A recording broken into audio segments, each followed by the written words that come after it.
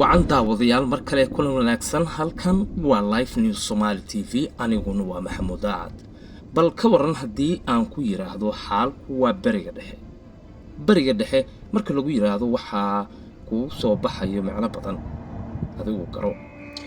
hadaba dagaalada ama colaada u dhaxeysa Israel iyo waliba sidoo kale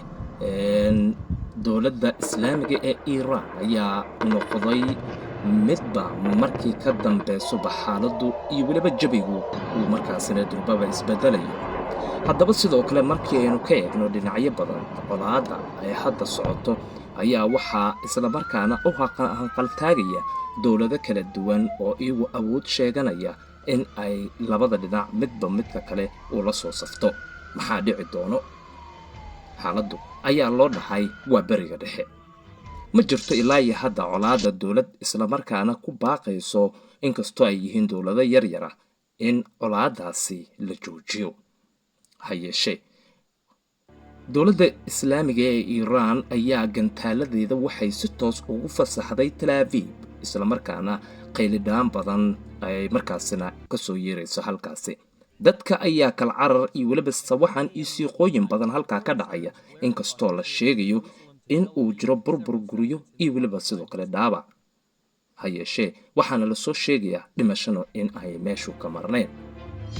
haddaba sidoo kale waxa isla markaana toos u daawanaysan waa caasimadda Tel Aviv oo markaasina dawladda Islaamiga Iran ee si toos ugu garaacayso gantaaladeeda waliba kuwa plastiga haddaba sidoo kale maxaa laga filan karaa dawladaha iyagu isla markaana u hanqaltaagayo waa Mareykanka iyo Shiinaha iyo Kuuriyada Waqooyi iyo dawlado kale oo Islaamiya hayeeshee xaaladu waa bariga dhexe adigu aragtidaada noogu reeb barta fariin qoraaleedka la soco oo ha moogaanin in aad toos ula socoto wararka iyo warbixinooyinka si toosba marba marka ka dambaysa ay ka imaanaya halkaas